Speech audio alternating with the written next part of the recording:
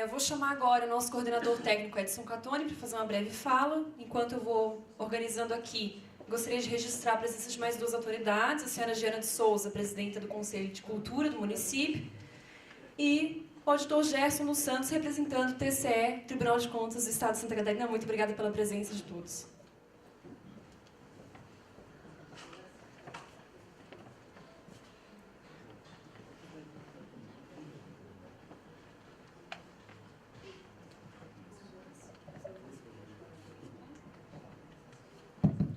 Bom, boa noite a todos. Como a mim, depois dessas duas palestras que me surpreenderam muito pela sensibilidade e pela forma direta com que trataram os assuntos, eu nunca tive o prazer de ouvir nem a senhora, a doutora Márcia, nem o doutor Paulo Locatelli falar antes, mas deram realmente uma aula para a gente e falando num momento tão importante, que a gente já construiu uma proposta de plano diretor, o mais atualizado possível, o mais trabalhado possível para não deixar problemas de insegurança jurídica para todas as partes interessadas. E diante da lista, depois eu vou conferir para ver se a gente está trabalhando com toda essa lista de normas legais que têm que ser acolhidas e trabalhadas, me coube fazer uma breve fala sobre os principais pontos para a gente estar nesse momento que hoje oficialmente se abre, da conferência final. A conferência final que vai discutir, deliberar sobre as propostas que vierem, né, que foram colhidas da sociedade, essas que a Bianca já mencionou, 300 e tantas, né, para aperfeiçoar algo que já está em construção. Que já está em construção com participação e com participação informada, com a participação informada por técnicos que buscaram, né, dentro das possibilidades atuais, né, que o município, que o Estado, né, e que o conhecimento científico possível de produzir, né, nos possibilitou, e deixar a gente um pouco menos inseguro ou com menos incertezas, né. Se nós vamos ter que, nas próximas semanas, nos debruçar sobre um aperfeiçoamento de um plano, a gente, nem todos aqui, talvez tenham estado em todos os momentos, como muitas das pessoas que eu costumo encontrar nos eventos, né? Para que é um plano de um município? E para quem que é esse plano, né? A gente tem que rapidamente trazer essa ideia para quem? Para as pessoas, né? E o que está acontecendo com essas pessoas? Essas pessoas que vivem em São José e que vivem nas cidades, né? Rapidamente, a gente já passou isso, mas agora de uma forma diferente. Eu vi um economista colocar isso sem aquelas tabelas, sem aqueles números, sem os diagnósticos, e eu achei muito interessante, e é o principal ponto que mostra para nós o tamanho do nosso desafio e das oportunidades que a gente está vivendo no momento. São dados de São José, né? E acontece de forma um pouco similar, mas mais intenso em Santa Catarina, com números maiores, e no Brasil, obviamente. Um decréscimo da taxa de natalidade das últimas décadas, desde 1980, e isso aqui já são dados projetados. A gente não tem nenhuma perspectiva de diminuir isso. Então, essa cidade, essas pessoas para quem a gente está planejando, essas famílias, elas estão mudando.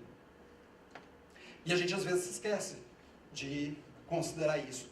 E isso cria um efeito, esse efeito do decréscimo da natalidade, que é sentido muito imediatamente, né? E a gente já começa a sentir isso. Um outro processo que acontece ao mesmo tempo, né, e que se reflete dessa forma nos dados de São José, é a expectativa de vida. Quem em 1980 aqui nasceu em São José, tinha uma expectativa de 67 anos. As crianças que nasceram já em 2005 a 2010, já teriam uma nova expectativa de vida. 77 anos, de média. Isso é um aumento considerável.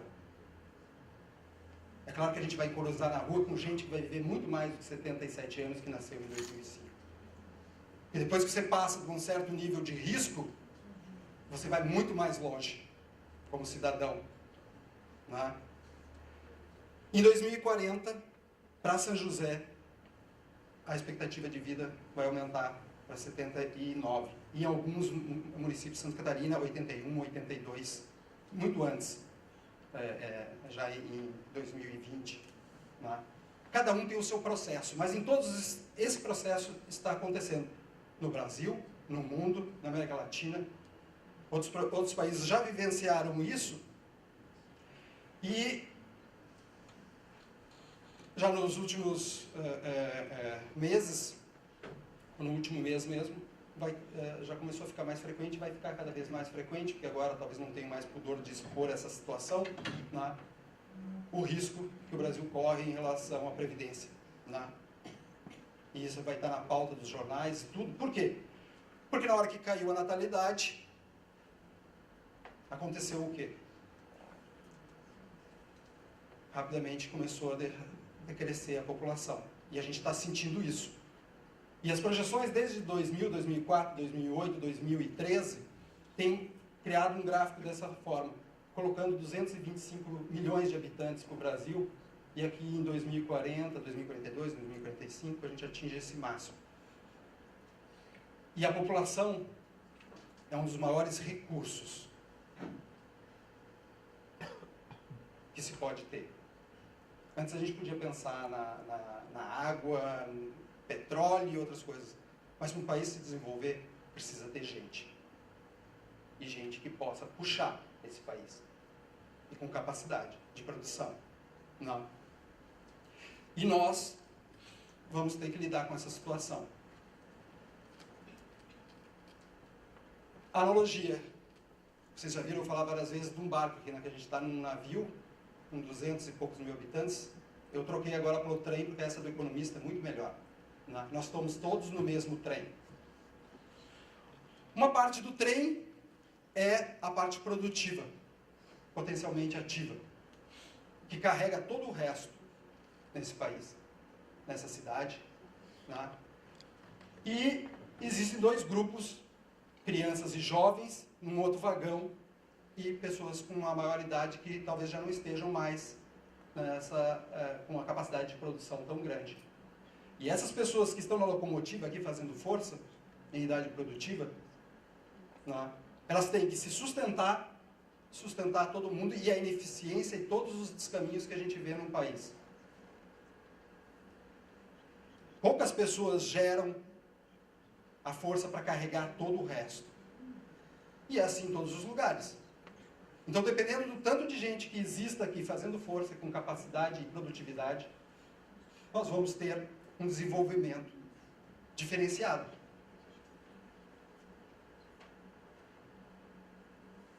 Quando a gente mostrou, e por isso foi pedido estudos especiais para São José, para a questão demográfica, foi porque todos os municípios não conseguem escapar disso.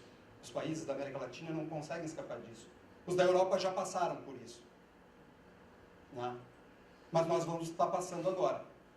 Então nós temos que compreender que planejar nessa situação, nós temos que ter uma compreensão muito clara. Não é a mesma coisa do que planejar 40 anos atrás, 30 anos atrás, 20 anos atrás.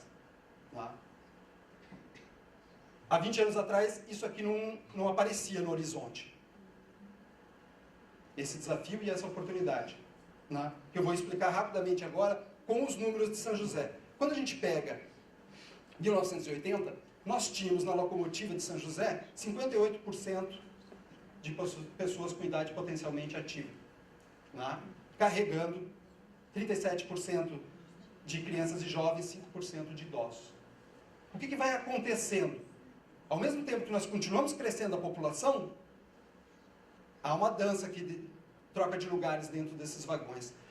Pessoas vão ganhando idade e competência produtiva e passam para a locomotiva, e poucos saem e vão para o vagão dos mais idosos.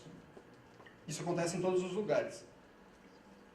Quando a gente vai em 1990, cresceu um pouco mais a população, 61%, está melhor, diminuiu um pouco, 6%. Está vendo que sobe, mas sobe lentamente. Eu vou passar e vai passar, só que isso aqui começa a acontecer o fenômeno da influência da longevidade. Isso vai começar a aumentar muito rápido. Isso sai do controle. É isso que nós vamos ver no debate político, econômico do país, talvez nos próximos anos, como que a gente equaciona isso daqui. Porque as pessoas que estão aqui tendo pensão, aposentadoria e fizeram por merecer, esse dinheiro não está no cofre lá guardado para garantir todos os anos da expectativa de vida dessas pessoas aqui. O dinheiro está saindo daqui, de quem está produzindo, pagando imposto, tributos, recolhendo os encargos. E essa conta tem que fechar. Só que, rapidamente, isso muda. Em 2000, chegamos a 66, 27, 7, e aí a coisa começa... Para quem está vendo o mercado e dizendo, tem consumidor, só sobe o consumidor, mas mesmo o consumidor, se a gente olhar o cidadão como consumidor, que é apenas uma forma de ver o direito do consumidor, né, e as necessidades do consumidor, ele começa a mudar. Essas pessoas estão dentro das cidades. Esse aqui é o perfil resumido dos 3 grandes grupos de São José. E ele vai mudar muito rápido, e as necessidades vão mudar muito rápido. E a cidade vai ter que se adaptar economicamente, produtivamente, e em prestação de serviços adequada a esse perfil que está se alterando. 67% dentro da máquina, 68%. Pode voltar para mim só um slide? Não tem como eu voltar aqui. Tem? Isso. 67%. Em 2020, 67%, alcançamos o ponto máximo. E aí, 68 em 2010, entre 2010 e 2020, vai ser onde a nossa máquina, nossa locomotiva em São José vai ter a maior potência. Depois desse ponto, nós vamos começar a ter vagões mais pesados aqui, com uma maior demanda para a saúde e para outros custos, e a máquina vai começar a perder potência. Esse é o problema. E é por isso que eu troquei a analogia, porque enquanto eu ficava mostrando aqueles gráficos de barra, isso não ficava talvez tão acessível para todo mundo. Quando eu vi isso, eu disse, eu vou copiar isso aqui, porque isso é ótimo. Fazer melhor, uma explicação melhor do que essa. E agora nós vamos continuar ainda crescendo a população, mas nós vamos começar a perder potência e mudança de necessidades e demandas dentro das cidades.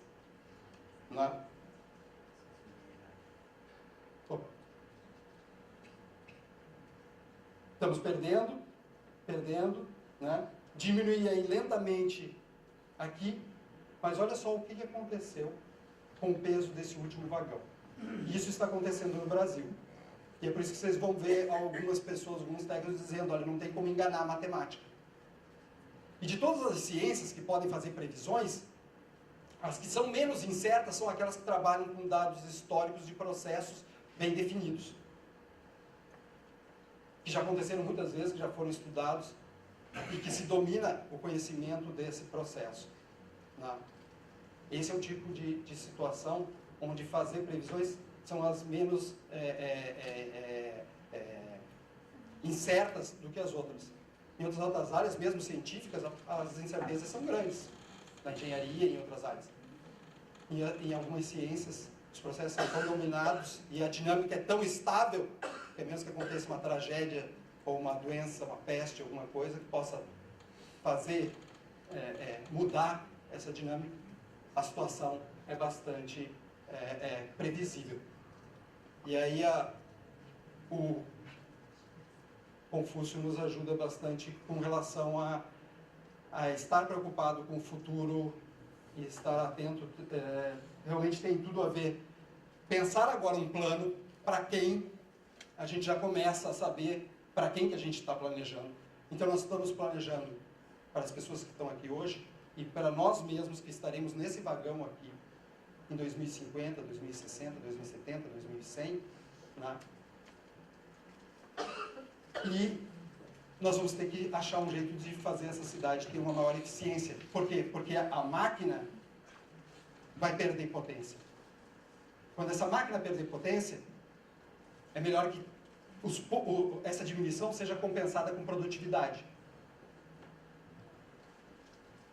Então não é uma questão só da potência da máquina, porque tem menos gente. Nós precisamos ter um maior investimento em educação, em saúde, em segurança, em uma cidade que seja um útero mesmo, que forme pessoas mais fortes para poder estar nessa máquina, em menor número, carregando toda uma sociedade. Que a gente espera que no futuro seja mais eficiente e com menos desperdício, menos perdas, como a gente tem visto. Né? Então, estamos fazendo um plano, e já estamos nesse trabalho agora, indo para a fase de aperfeiçoamento desse plano, né? Para dar uma resposta para isso. Para isso e para todas aquelas listas de requisitos e normativos legais, né, que buscam dar segurança jurídica. Mas não dá para falar em sustentabilidade econômica sem enfrentar a realidade. Não dá para falar em qualidade de vida e bem-estar do cidadão sem saber o que está acontecendo com esse cidadão, o que está acontecendo com essa cidade. Não é? E esse é o grande desafio. E o que vai acontecer com essa cidade onde vivem essas pessoas? Nós estamos fazendo cidade para pessoas. Não é? Nós precisamos, e esse processo ele trabalha com participação técnica e da sociedade, uma participação informada, que trabalhou junto para entender a cidade que nós temos, com todas as suas distorções, suas ineficiências, suas demandas não atendidas com as suas necessidades. Hoje nós fomos lembrados aqui pelas duas palestras que me antecederam do que nós podemos fazer. Não são só as questões econômicas, da potência que a gente tem para gerar economia, desenvolvimento econômico, né, de recursos ou de localização, mas nós temos condicionantes legais, né, e temos um condicionante importantíssimo, que é o recurso pessoas, cidadãos, que tem que ser muito bem manejado. Né? E aqui onde a participação ela acontece das pessoas, não precisam dos técnicos para dizer o que quer, o que sonha, a visão. Né? Nas outras a gente tem uma interferência e tem que tentar começar a puxar e fazer esse equilíbrio entre o que a gente quer, o que a gente necessita e está faltando de infraestrutura, de serviços, né? Em áreas como Sertão, Colônia Santana, Serraria, que o plano não vai conseguir chegar no texto e dizer uma por uma das coisas que estão faltando. Por quê? Porque falta tanta coisa que os senhores nos disseram, que a menos que dê uma atenção muito especial, quase como se fosse um TAC. O plano vai ter que desencadear quase que um TAC. Tem que ir lá e planejar e resgatar todas aquelas áreas, todos aqueles serviços, todos aqueles benefícios para ter bem-estar naquelas áreas, porque não dá para o plano colocar tudo. Né? Ele pode desencadear isso do mesmo jeito que vai desencadear processos de regularização. Né? E mesmo assim ele ficou com 600 artigos. Outro dia eu vi um debate na universidade que me chamou a atenção e eu acho que eu vou pegar esse vídeo aqui e compartilhar lá. Por quê? Porque as pessoas achavam assim, com 100, 120 artigos, o plano deveria dar conta. Só que as pessoas eram arquitetos, na grande maioria, tinha só alguns advogados e jornalistas, historiadores, na pós-graduação. Os arquitetos queriam liberdade.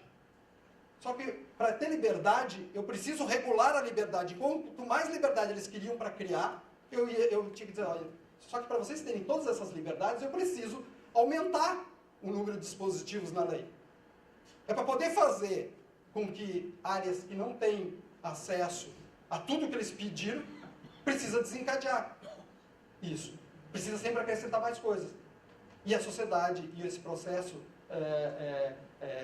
de sofisticação de valores, que a gente vai materializando também nas garantias legais, vão criando para nós mais obrigações. Eu disse para eles, ó, gente, vocês estão muito longe da realidade.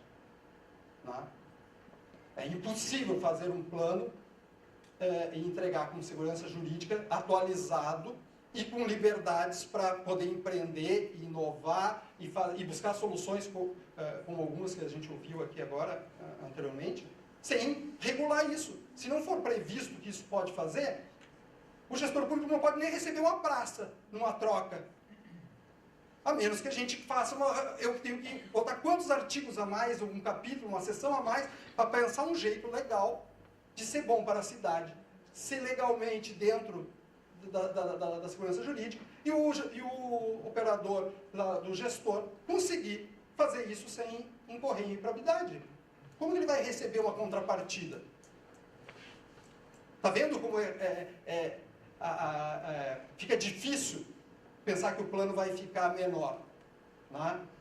Ele tem que dar conta de muita coisa, senão ele vai ter o conteúdo mínimo, e é uma das tarefas importantíssimas de quem está trabalhando, seja os delegados e o colegiado de acompanhamento e controle, nossos fiscais, de ver se a gente não está cumprindo com o conteúdo mínimo, né?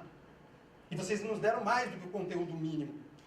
A cidade pede muito mais do que isso para solucionar os problemas que estão se arrastando durante muito mais tempo, por não ter um plano atualizado. Vocês já viram esse mapa outras vezes? A questão da cidade consolidada, como foi colocada aqui, a gente precisa reconhecer ela para poder dar a possibilidade de regularização. Esse é um aspecto da nossa desafio. O outro é que, para a gente poder ter sustentabilidade e acesso a serviços, eles custam dinheiro. Eles têm que serem sustentáveis. Eles têm que ser eficientes para o empresário que opera o sistema de transporte e eficiente para o cidadão. Para isso, não é um parâmetro de uma lei que diz o que é a densidade mínima. Isso já existe parâmetros internacionais. Então eu tenho que buscar a densidade de acordo com os serviços que eu quero instalar. Água, saneamento, mobilidade, tudo tem parâmetros. E esses parâmetros, para o território de São José, 50% do município, se a gente fizer os estudos socioambientais para regularizar, a gente já, por causa de cidade, área urbana consolidada até 50 habitantes, ó, essa cor mais clarinha aqui, de 0 a 50. É metade do município. Mas isso é só um problema. As pessoas precisam mais, aquilo que o promotor estava falando. E levar todos os benefícios da cidade. Precisa ser eficiente. Lembram quem que vai pagar? Quem que está puxando a locomotiva? Então nós temos um tempo curto, onde a máquina está perdendo força, e temos um crescimento possível. E nós temos que jogar com isso. O que nós fizemos? As diretrizes que vocês nos passaram durante o processo das oficinas de planejamento estratégico participativo levaram a reestruturar a integração do transporte coletivo, articular o desenvolvimento municipal e metropolitano, desenvolver a economia baseada na diversidade para ter resiliência econômica também, não só resiliência ambiental. Porque se a gente tiver com toda uma economia baseada, por exemplo, numa indústria, e essa indústria de uma hora para outra muda o consumo daquela indústria, ou a energia, ou alguma coisa, e ela desaparece, e já desapareceram várias indústrias, né? E com as inovações pode desaparecer mais, a economia da cidade vai abaixo. Né? Então, ter resiliência econômica, ter diversidade e se desenvolver a partir de diversidade é um ponto estratégico. Né? Criar novas centralidades urbanas, criar lugares com adensamento mínimo, com diversidade, fomentar isso para ter desconcentração. Né? O plano vai ter que desencadear isso. Então não é uma questão de se vamos construir ou não vamos construir. Nós vamos ter algo em torno de mais 100 mil habitantes até atingir o ponto máximo. Aonde que os senhores colocariam os 100 mil habitantes? Casado com esses, tendo que seguir isso daqui. Essa é a nossa questão de planejamento. Esse é o nosso plano que nós temos que aperfeiçoar. Nós não podemos ter artigos dúbios, dispositivos dúbios que dê margem. Não podemos ter dúvida a respeito do que a gente construiu na participação e da resposta técnica. É possível aperfeiçoar isso? Não. São muitos caminhos que a gente pode tomar.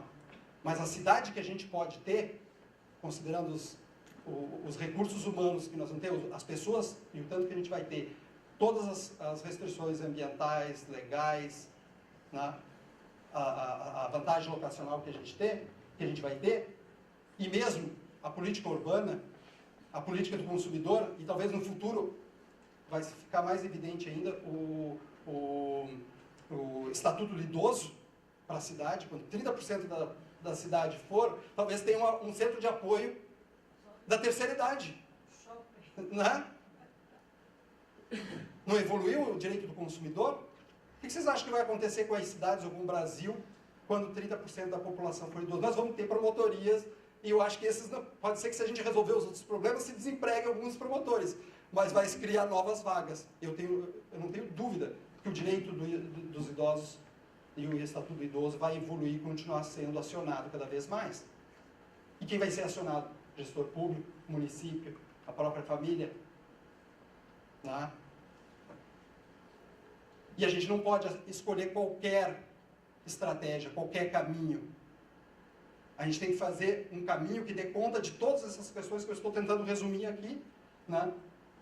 Então, simplesmente pegar um instrumento e usar de uma forma errada, mesmo que seja para chegar num objetivo pactuado com a sociedade, não é necessariamente a melhor saída. E é isso que nós vamos checar agora. Em que medida as estratégias, o texto e a forma com que foi articulado para aqueles objetivos que a gente já reconhece ali, que eu mostrei antes, né?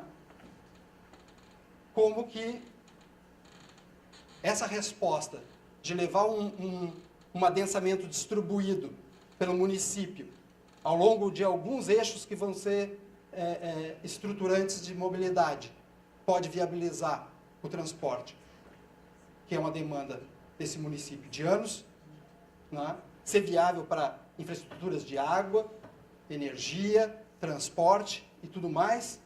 E se essas regras que foram colocadas, esses parâmetros que estão colocados no plano, se eles estão de acordo com essa ideia de distribuir essa densidade para criar uma máquina mais eficiente. Que o peso dessa máquina não seja algo insuportável para essa locomotiva que vai perder força ao longo do tempo. Então nós estamos consolidando, esse é o outro aspecto, nós estamos consolidando uma cidade. Nós temos uma cidade que precisa de consolidação, mas que a gente pode resolver a questão dos direitos de regularização? Sim. Mas e a sustentabilidade dessa cidade econômica? De eficiência? Resolve? Mantendo os 50 habitantes por hectare espalhados de qualquer jeito? Existe essa alternativa de manter? Alguém acharia prudente manter esse modelo de ordenamento do território? Ou nós vamos ter que tomar uma medida corajosa em tempo, para não sofrer no futuro, por saber, porque todos que estão aqui são testemunhas do que eu estou compartilhando com vocês há algum tempo, né, com relação a isso. Nós precisamos uma alternativa assim, ou melhor, para resolver tudo que eu mencionei antes. Então nós precisamos de um modelo que equilibre e dê conta de estar dentro da legalidade, mas que dê viabilidade, que dê eficiência, que dê sustentabilidade, ou pelo menos chance de continuarmos buscando a sustentabilidade para a cidade. Sorte da cidade que, em tempo, acorda para isso e ainda pode reagir e usar da melhor forma possível um dos recursos mais preciosos de um país ou de uma nação, a sua população, e alocar ela para fazer com que isso, né, funcione de uma forma mais eficiente. Vou terminar. A gente já fez uma medida bastante incomum, que é a partir de uma demanda do próprio colegiado de acompanhamento e controle, se os delegados ainda não têm conhecimento e outros integrantes da sociedade, parte daquela estrutura que vai abrigar essa distribuição da densidade de população, desse crescimento, ela já está prevista num projeto de lei para atualizar o próprio plano diretor vigente. Uma estratégia de continuidade, que não congele a cidade, que dê para o gestor público um ato motivado para ele continuar licenciando, dentro da legalidade do plano diretor vigente, que não tenha que fazer nenhuma medida dessas que já se tentaram em outros municípios e não tem resultado nenhum, que acaba até agravando e fazendo uma corrida para se licenciar e aprovar projetos em áreas que não têm nenhuma relação com o que está sendo pensado para o futuro da cidade, para a estruturação dela. Né? Vai ter um custo? Vai ter um custo.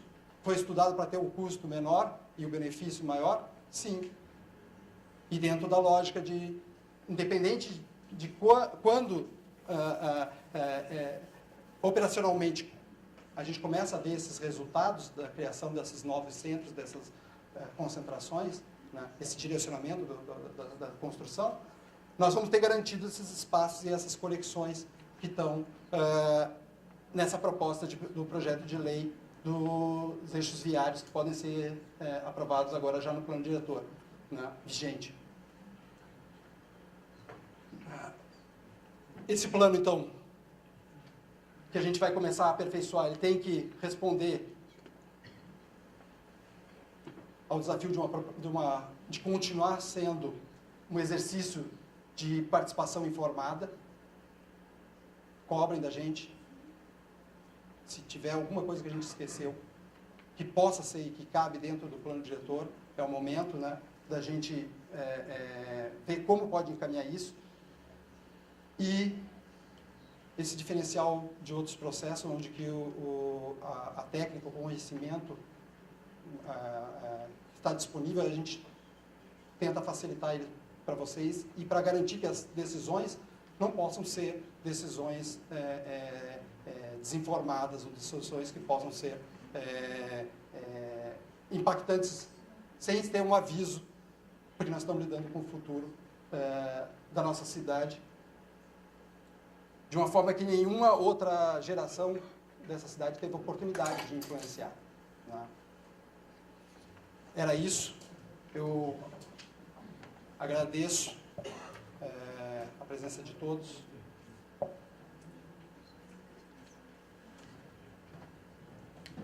Então, muito obrigada, coordenador Catoni.